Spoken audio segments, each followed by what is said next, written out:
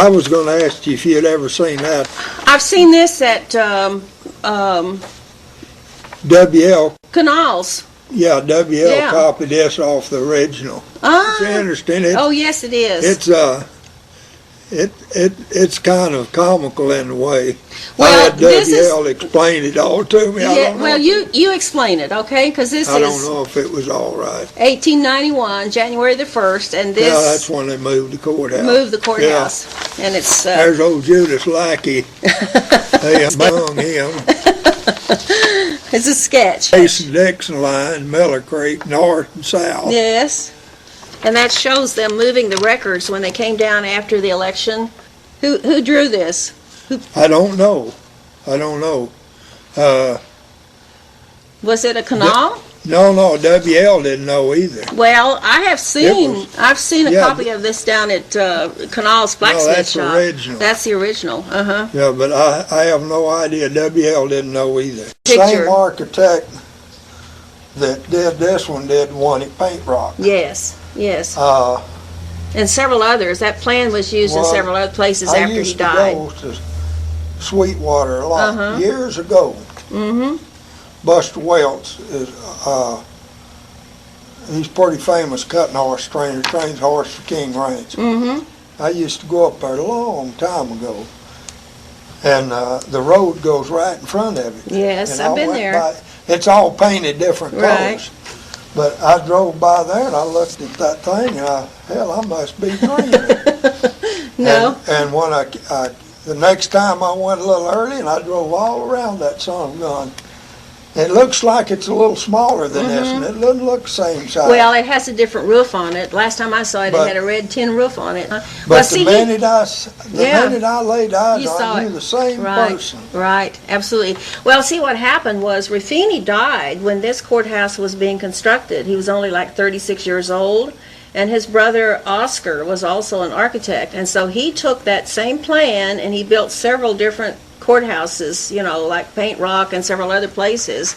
The rock for the courthouse, this man told me, come off of their place out here. Oh, really? Who was that?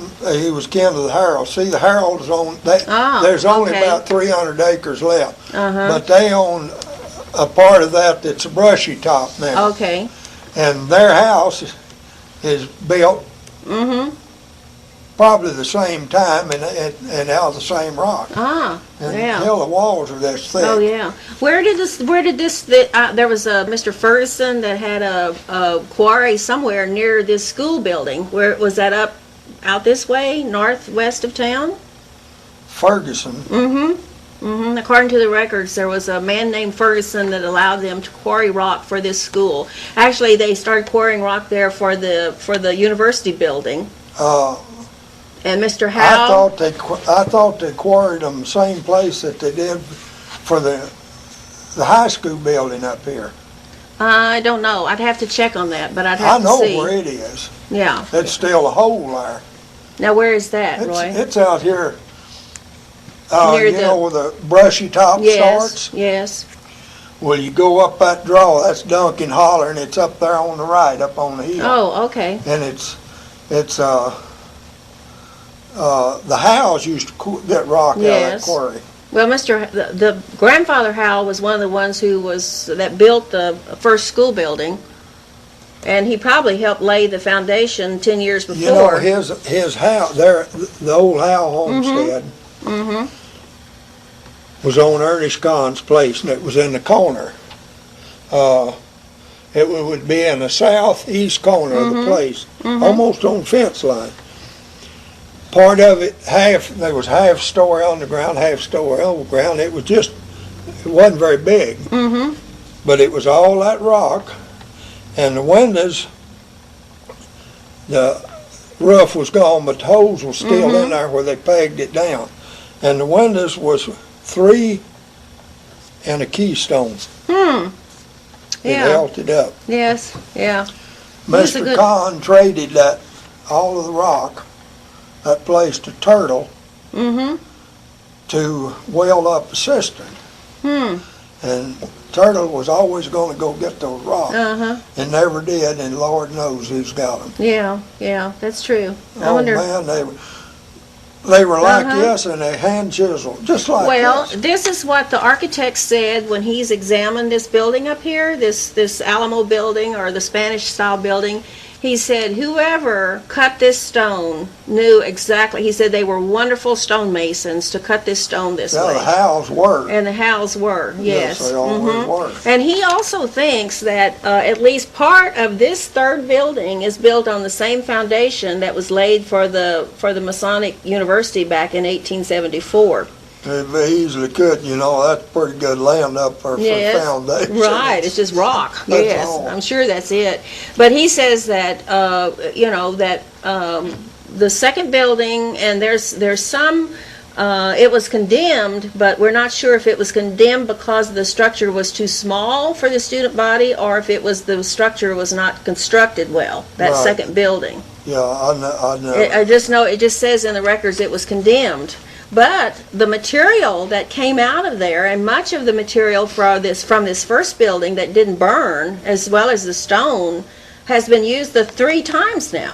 The longleaf pine flooring and some of the floor joists and all those things, and they found in the down under the foundation, they found where the columns from the first building that were evidently a porch on the back of this building, because the stairway appeared to be on the outside, and they found those columns, and they're used down for floor joist or some kind of beams down under the floor.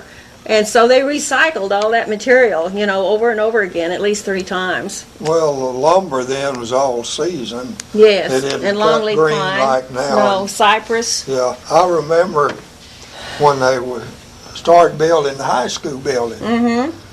And they had little tables, about 4 foot square and pretty tall. I bet they had 20 or 30 of them, and every man had rocks and a Yeah. rock chisel and a hammer and chisel every one of them. Yes. My goodness. Ben Brown, Mm-hmm. well, I think he was a foreman. Seemed like he was. Mm-hmm. You remember when he brought that line to school and show us?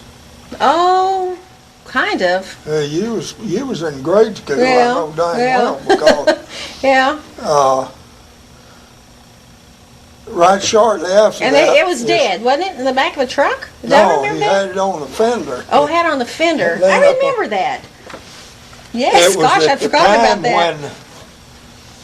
when we got the first football team, year 40 to 41, Uh-huh, and superintendent was S.P. Cowan, uh-huh. and the whole school went over to the study hall, which was later the lunch room, Right, and band right. hall, but the study, and they had lessons in, and they Right. had right up in the front. That's in the Was the curtain. 1923 building, yeah. And was a Stage. and Uh-huh. it was about this high, Mm-hmm. and it had curtains. You remember what color those curtains were? No, I don't. I remember dancing on that stage, though. They were maroon, Maroon, yeah. and they had a big B Uh-huh. and an H and an S in gold letters on it. Ah. Oh, now see, I don't recall that, but Lord, I Yeah. do. And that's Blanco High School, see? that's right. That was the whole works. This Right. other one here. Right, yet. right, yes. 11 grades. Yes. The one wing, the west wing was the elementary school, and the east wing, I guess, was the high school. And then the study hall was in the middle, that auditorium Right, thing. but they had they had classes in the study hall too. Yes, uh-huh. In fact, I think they had two different Mm-hmm. classes in that study hall at the same time. But see, these kids that graduated from that tuition high school, that's what I'm saying, they had to pay tuition for a long time before that was a public school, before they became an independent school district. Right. And that's when these kids could be admitted to the University of Texas without any exams or anything, just like our kids now that come Yeah. from an accredited school.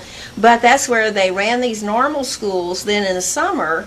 And these kids they were young adults, 18, 19 years old, like my Aunt Edna, who ended up teaching at McKinney, because they had finished the Blanco High School, which was an accredited school, and so all they had to do was pass that state test to get a teaching certificate. You didn't start in McKinney.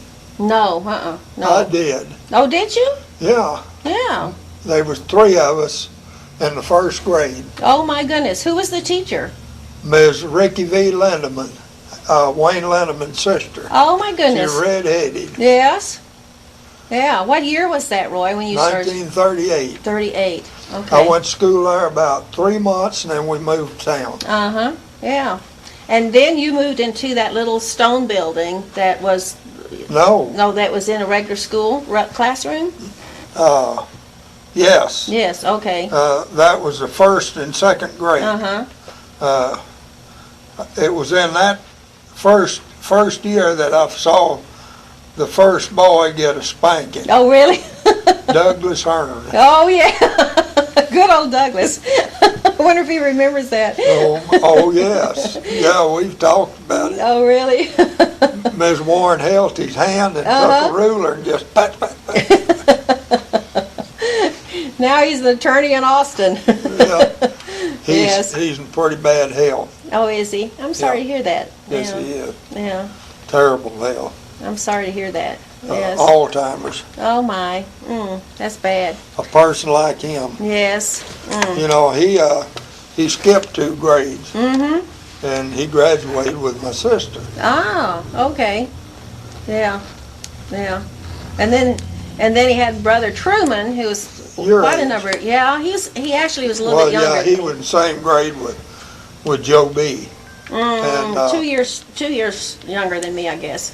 Well, see, I skipped a grade, so that I was in Glory West and J.T. Adams and all that deal, and then when did you graduate? 52. 52. See, and they all graduated in 53. And Truman was 2 years behind me, I think, at school, if I remember. 1 or 2 years. Truman he and Stephen and Arlen, Joe B. Are all the same age. They told a funny story, Roy, at the school reunion about the football players dressing out under that east wing in on the 7th grade. Yeah. Under the 7th grade room, and there was a hole in the floor. And so one of the football players started throwing rocks up through this hole, clattering them on the floor of this classroom. And Gene Trish was the one telling me, and then he said the teacher, and he names the teacher, and I don't remember the teacher's name, had a bottle of ink and went over and waited for the rocks to come flying up again. And when they did, he started pouring ink down that hole. And then he said they all went to the window and watched to see who was going to come out from under that place. And here came the love boy. What was his name? I've forgotten his name. Well, the young one is probably Lester Lee. Yeah, Lester. It was Lester Lee Love came out with ink all over him. That's about right. Headed to the football field practice. You know where Bud Evans lives? Yes, okay. That's old Harold place. Ah. That was a land grant from the state. And it's still in that family. Never been, and the house had never been changed. Oh my gosh. You ought to go look at it and take some pictures of that bugger. Yes. And you'll have to go with me. The man that owns it was down here this summer. And he's a retired colonel. He lived there when he was just a boy with his grandmother, Harold. Before he started school. And the reason I went out there and talked to him was because he said there was some Hoffmans lived right above him. He could remember, but he didn't know who they were. It was my grandpa and grandmother. I went out there and talked to him.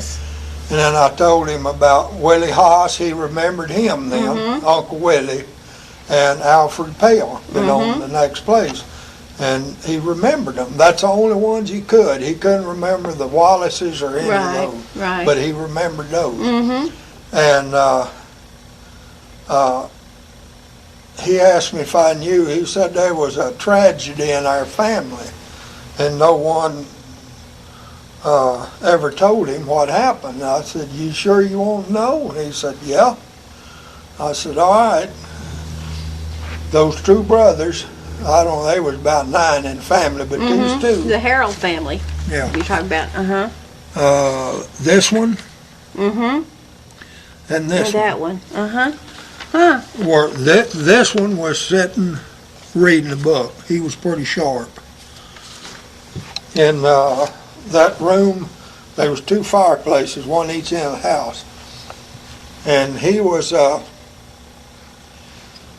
sitting there in the chair reading, and this other one over here on the side was sitting over on the right reading the Bible.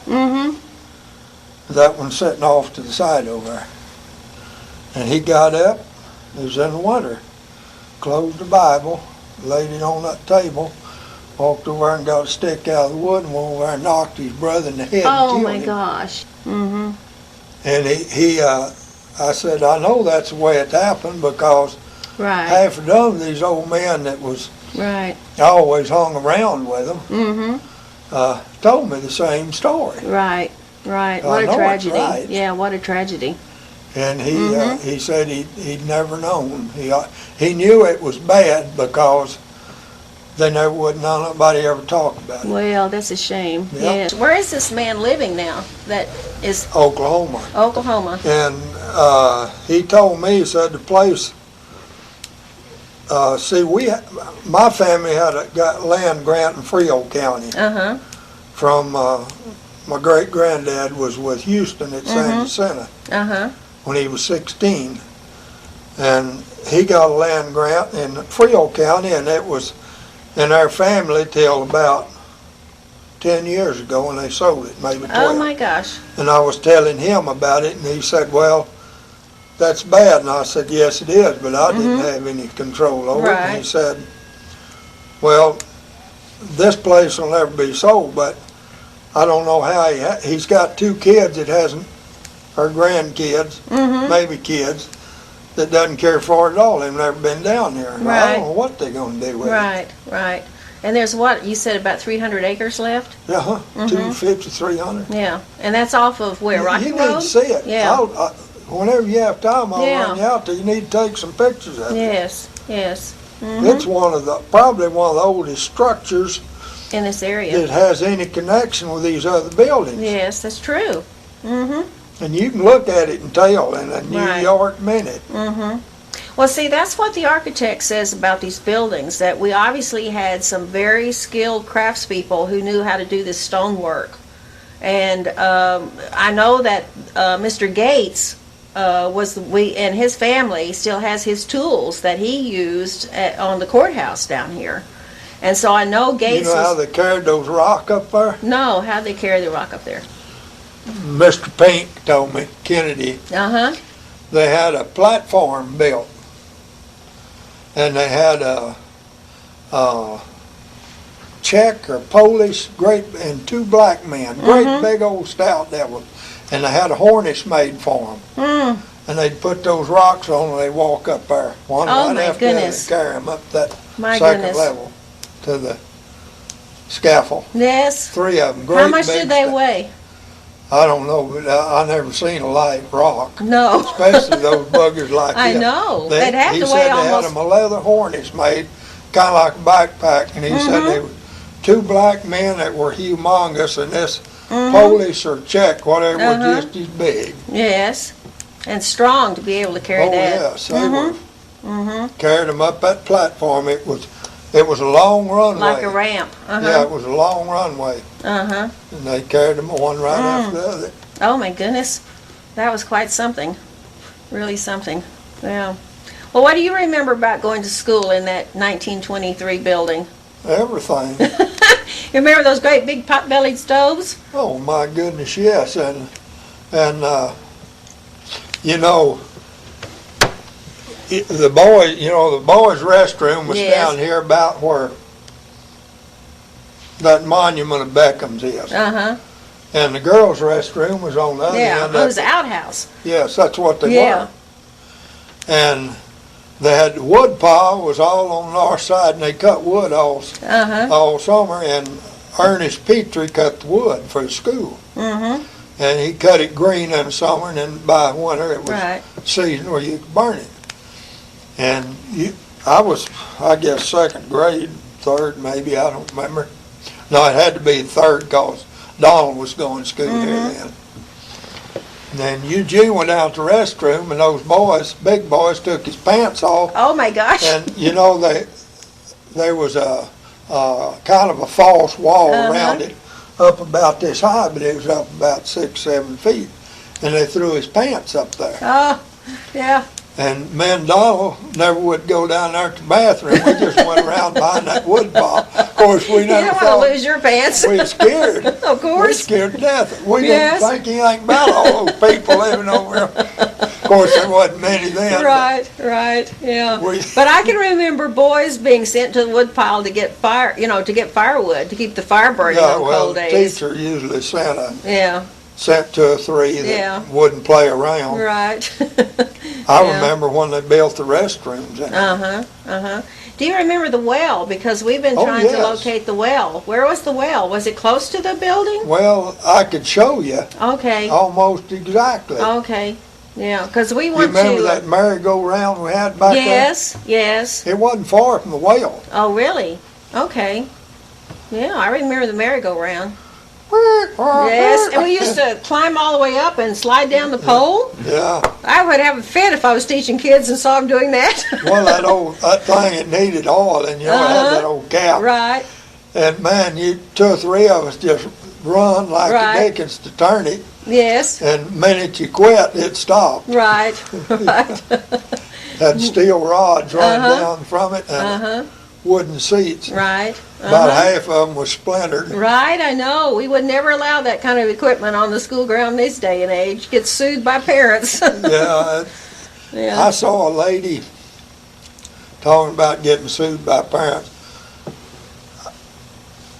I went to school 12 years there, and I had one bad teacher, Uh-huh. and she was bad. Yeah. Her name was Virginia Kirshner, Huh. 7th grade. She only taught 1 year. It was during the war, and Steve DeBoard was our superintendent. Uh-huh.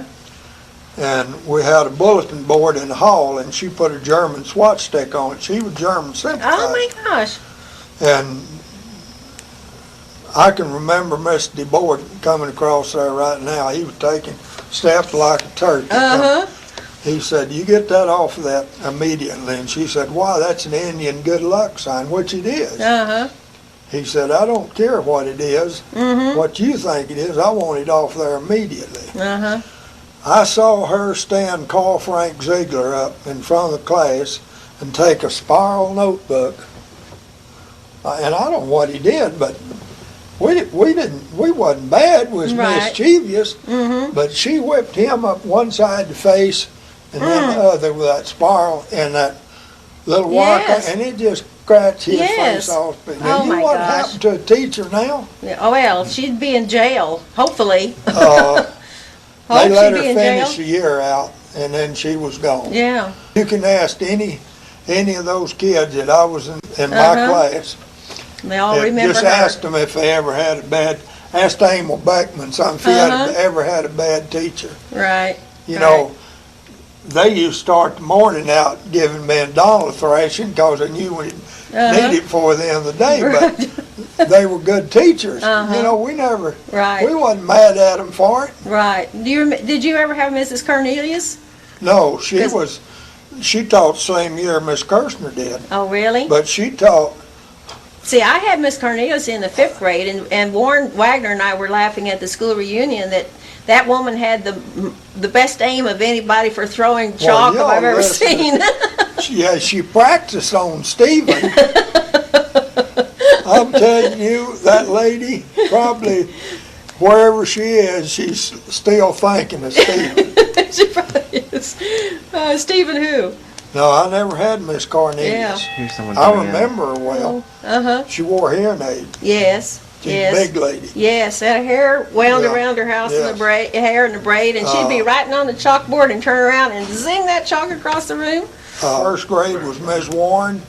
We're closed right now. In the 2nd grade, I can't remember her name. But she was real pretty. She had kind of strawberry blonde hair. She only taught 1 year. I had Miss Ida Early. She married Joe Spear Brown, Oh, okay. and they had one child, and both of them got killed in a car wreck. Oh my, oh my. I had Miss York, Mm-hmm. Miss Houck, Mm-hmm. Miss Lindeman, Mm-hmm. Medora, Yeah. Chris, Yeah. and Miss Gurfers, and Miss Kirshner. Uh-huh. Yeah. That was the teachers I had. Uh-huh. That second grade teacher No men teachers. wasn't any. Yeah. I didn't get a man teacher until You went into high school I was a bit. in high school, and we shouldn't have gotten him. Mm-hmm. His name was Crowell. You remember him? No, uh-uh. He taught one. He didn't teach the whole year. Mm. See, I don't remember him. Uh-uh. His name was Crowell, C-R-O-W-E-L. Mm-hmm. His mouth was crooked. He had an operation or something. He was a girls' basketball Mm-hmm. and volleyball coach. And girls wore shorts. Of course, they about Right. to their knees. Yeah, you know, they bloomers, wasn't like, real yeah. short. Yeah. But coming back from a basketball game, he either put his hand on Medora's leg or Jessie Mays. Mm-hmm. I don't remember which. I Yeah. never asked Medora about Yeah. it, but it was one of the two. Mm-hmm. Court Leesman was on the school board. Well, that Friday night when they got home, she told Court. Why, sure. He called the school board meeting. They went to see him, and Monday he was gone. Gone. Yeah, well, he should have been. That's right. Should have been. But he was an English teacher, Mm-hmm. and then Marie Mm-hmm. finished out. Yeah, Marie no, Carroll. no, No, I'm wasn't wrong. her. Ms. Stovall, Oh, okay. and then next year Marie came. Yes, yes. Uh-huh. Marie I liked her, Oh, yes. You really learned English under her. and You did. You learned it to survive. I was crazy about Uh-huh. Miss Cabot. Yes, yes. I visited. I go visit her grave all the time. Uh-huh. Down at Dripping Springs. Yes. Yeah, yeah. You know, I took her to the prom. Oh, really? Yeah, if you do that now, they'd Yes. fired her. Yes. It was a junior senior Uh-huh. banquet, we call it, and I right. was a junior. Uh-huh. And me and Wayne and Peanut was sitting out there on the steps, Uh-huh. and they said, "You going to the banquet?" I said, "No, I'm not going. Yeah. You got to take the girl." I don't. Said, "Well, what are you going to do?" I said, "Well, I'm going hunting." Yeah. That's what I always did. Right. And he said, "You've got to go to the prom." Uh-huh. I said, "I'm not going to take any girl." Uh-huh. Wayne said, "I'll get you a date." Well, he got me a date with Lloyd Holbrook's daughter, Uh-huh. Jonelle. Jonelle, yes. A nice girl, You're right. but hell, I went hunting Uh-huh. about 3 times a week with Mr. Ben and Lloyd running dogs. I wasn't Right. about to take his dog. I said, "No, I'm not going. Uh-huh. Peanut said, "You got to go." Uh-huh. And about that time, Miss Cabot went walking across towards the lunchroom, and I Uh-huh. said, "I believe I'll just ask that." Uh-huh. You call her that and make her dang Yes, mad. She tried. yes. She chunked half the wood out of that Right. box at me. Anyway, Peanut said, "You haven't got the nerve to ask her." Uh-huh. Well, I went over and I said, "You got a date for the banquet, Miss Cabot?" She said, "No." I said, "Would you go with me?" And she said, "You gonna behave yourself?" And I said, "Yes, ma'am." And so So you took her. she said, "Pick me up at," I don't remember, 7 or 8. Uh-huh. Well, you know, all the boys got their girlfriends or chrysanthemums, Uh-huh. but I never was too famous for having much common sense, so I went down there at Miss Byers and I got her a lavender orchid. Oh, my Cost gosh. me $35. That's what I got. And she had I went over there and she had a black knit dress on. She Uh-huh. was pretty well built lady. Yes. And said, "You got to pin it on," and I just like this. She said, "Give me that thing, you're going to stick me with it." And so I took her to the band. mind could, And that $35 was, how long did it take you to get $35, Roy?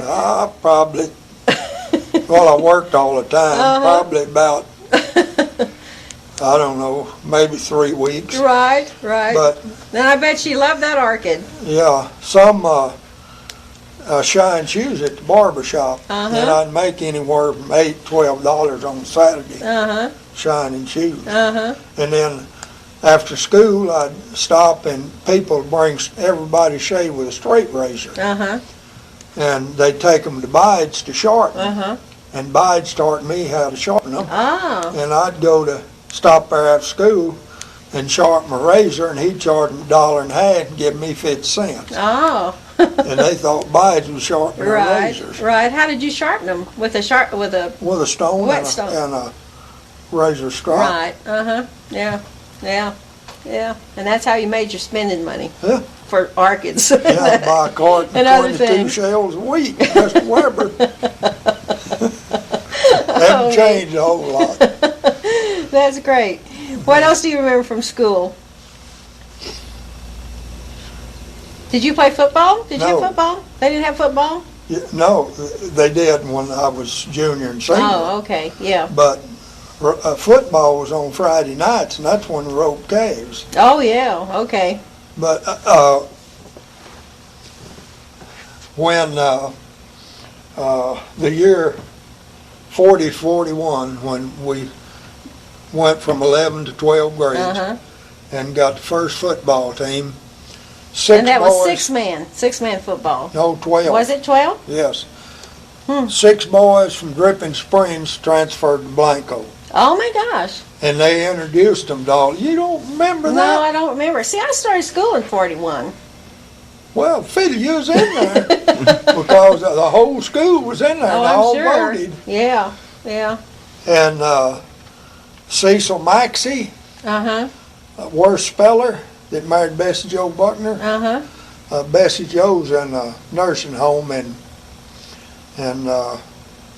Wimberley. Oh, my goodness. Worst dead. Cecil Maxey, worst speller. Shelton boy, Dr. Shelton's boy. Glosson, I think a Goslin, and I can't remember the other one. But they introduced them to the school. They all come over here in one car and went to school here so they could play football. And Cecil Maxey, I think, is still alive. Chester Pale played football. I think J.N. Luxton played football. Lord, I can't remember them. But that was a big step up to have a football team at the high It was a school. big step up to go 12th grade. Right. Well, we had to have a mascot. So we was tied between a lion and a panther. So we had to vote it off. And the reason we voted the panther was because Just shut the door. that fella killed that panther down there at the Krieger store, and Ben Brown brought it up there and showed all of us kids. Oh, so everybody And voted that for was the all Panther. fresh on our mind. Yeah. Yes, I can remember that. I can Yeah. remember that, yeah. Yeah, I know Yeah, but you I was had just a to, little because kid, yeah. Every kid in school went out Oh, there and yeah. looked at it. Oh, They just- yeah. Gosh, how many times Do did you you see a remember when panther? that Indian put on that exhibition shooting in that old No, I don't remember that. When was that? yeah, I don't know. I think I was probably the 5th grade. So you had to be 2nd or 3rd grade. Yeah, maybe. We were all in there. Yeah. What did he do? I don't remember. He had a big target, and the whole school went in there. It wasn't that many. And up on the stage, and he had a target, and he'd shoot it with a longbow. He'd turn with his back to it, and he'd turn and shoot. And he'd shoot balloons, and he'd throw knives at it, and Yes. Tommy Hawks. And he called himself Red Cloud or Red Chief, I can't remember, but I remember it. Yeah, you remember Ball Coon? Oh, very well. Yeah. Tell us Yeah. about Ball Coon. Well, He worked for Mr. Roy Byers told a story about him the other day that, and it might be right, but it's not the way that I've always heard it. But W.D. Glasscock was a carnival man. That's where he made his money, and the carnival. He was a good businessman, kind of like Roland Bensall. You know, you could put him out in the desert and they could figure a way to make it pay. Old W.D. adopted Ball Coon because he thought he was going to get some of that oil money and off of that reservation. He was a Cherokee. Okay. And, of course, Roy said all he was a servant, but he rode paint horse. Rode that paint horse. He went to, every time a show opened, he went in there. And to he the went theater. far side, you know, he went on the left side, sat in the back corner, where he always sat. Yeah. You could see him, he never said 3 words. Right. See, I can remember him around town and actually walking past Dorothy Smith's, going up the road to the Glasscock place, and I was scared to death of him, you know, because I thought he was going to scout I think he lived the last few years with Birdie Benton, that's W.D.'s sister. Yeah. But W.D., there was a skating rink there where the picture show is. And W.D. bought that, and he built that theater. And I guess I was probably 16. And I went to San Antonio and went to the Majestic. And I thought I was dreaming. Oh, yes. I went in there and I thought, you know, hell, I'm in San Antonio. I'm not in Blanco. He copied it. I asked Mr. Cage about it, and he said he went there and copied it, Majestic. Even the lights, those old long lights on the side, identical to it. Yes. The balcony, everything is just scaled down. Right. Just like the Majestic. Yeah. Yeah. That was a fascinating place. The first movie I saw, my great uncle was staying with us. His name's Martin Brummett, and we lived right on the river. That house that Eileen Wagner built. There was an old wooden house there that belonged to the Robertsons. And anyway, that's just east of the Methodist Church in that area. Yeah, it's a little bit down from the Methodist Church, this way. Like where Tom Gorley lived, straight toward the river. Right, straight, yes. Just a little bit north. Right. He was staying with us for a few days, and they put a set of tent up in the courthouse yard over on this corner, right across from Cage's store. And they had those folding chairs like we had at school. And they had a projector, and they showed movies. And he took me and my sister. I was 4 years old. That was the first movie that I'd seen. Ever seen? And old W.D., I guess, he's seen how many people had come to that reason he built that. Right, he started the theater. Yeah, I miss that theater, because we all grew up going to that theater every Saturday. I tell you. You know who run the projector and showed the last movie before they closed it? No, My little boy Joey. Oh, is that right? He run the projector in the last movie. What was the movie? Do you remember? He does. What year was that? No, I don't When did they remember. close it? Because gosh. 70s, I guess. Late I guess 70s. it must have been. It must have been. It's a shame, though, that it's like that. We don't have the theater back again. Yeah. I was born in 32, so Mr. Cage gave me his cotton book, 1932. And he has all the people that he bought cotton from and how much their cotton weighed and how much he paid them a pound for Is it. that right? Yeah. It needs to be here. Yes, it should be. It And he needs had to be he here. had a gin, of course, a cotton gin.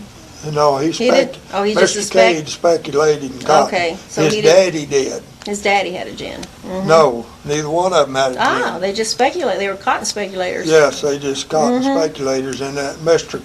Cage was he classed cotton for the government all of his life. That's all he did. He one of the 3 top government cotton classers. My gosh, yeah. Explain what classing means, grading it. It's he's told me you have to separate it, and you call it a short, medium, or long staple. And you have to know by looking and feeling. And I guess he was. Which was the most valuable, long staple? I don't know. I would Maybe. assume it would be. Wool, it's fine wool. You know, like Right. some Delane sheep. It's fine wool. That was a most valuable wool because it had more natural lanolin in it and a better whiter color and a longer curlier staple. Right, right. Yeah, I found out from Roy Byers that the wool buyers came out of Boston. Yeah, Charlie Chris's brother, Uh-huh. Bob Chris, Morris Neal, probably killed the only buck out of this country to ever make a record book. He had 14 points, Oh my gosh. 7 to the side. That means a whopper. And Mr. Charlie saw it, and he wanted the head. So of course, it didn't mean much to people then. Right. So it was a sport. It wasn't a competition Right. like now.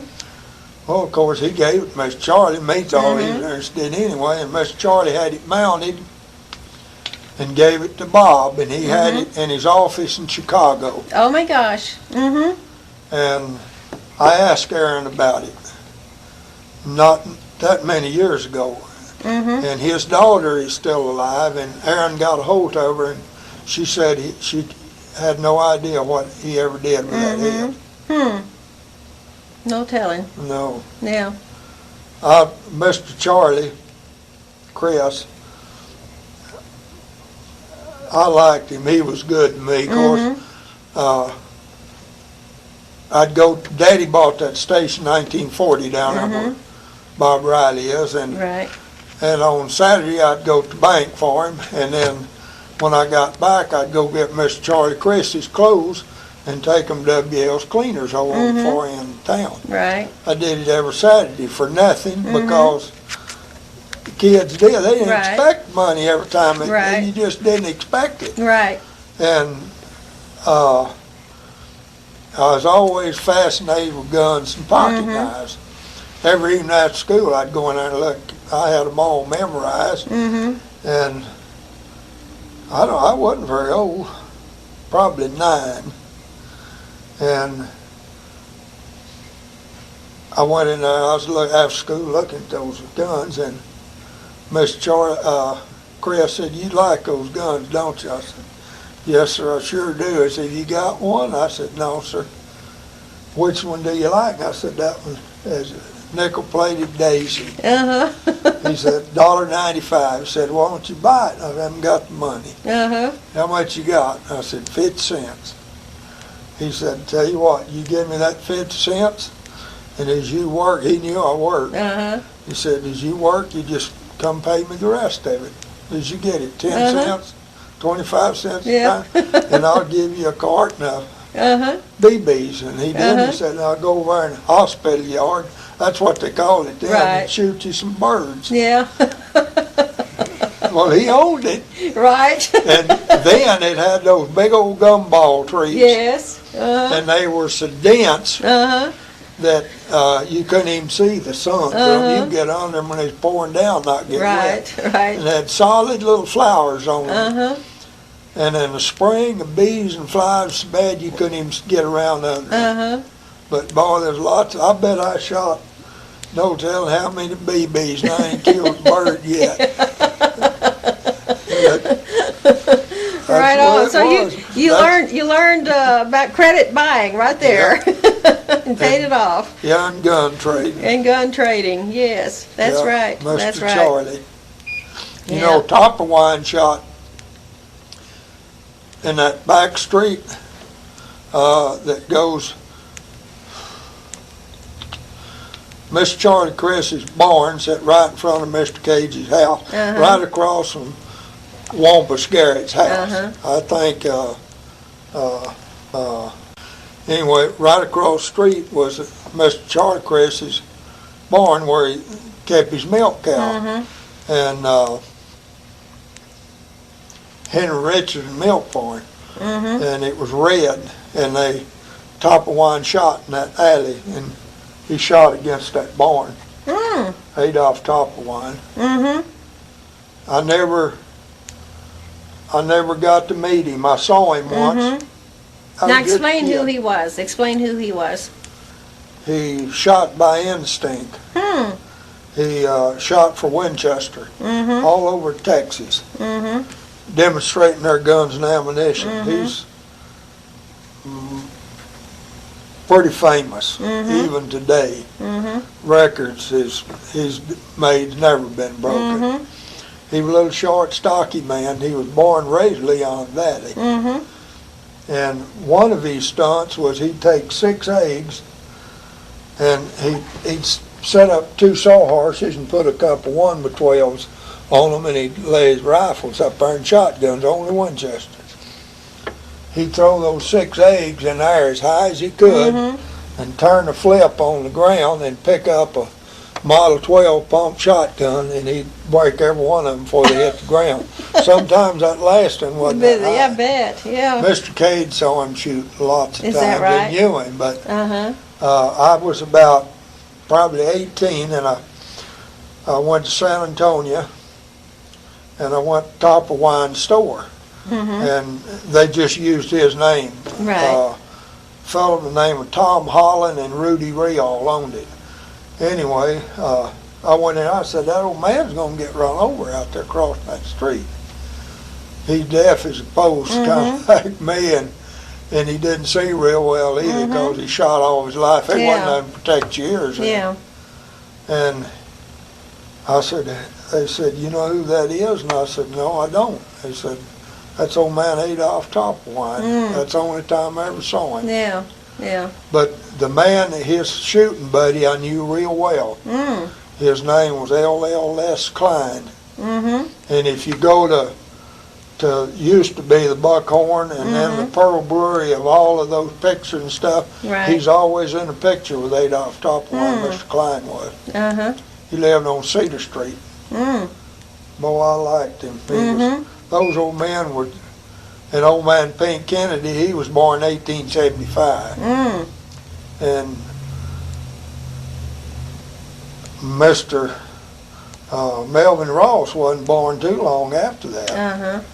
And they were just like talking to history books. Oh, yes, absolutely. And book comfort. That's the people I associate with. Boys my age, I never did. But you were interested in the stories they could tell and the history. Oh, yeah.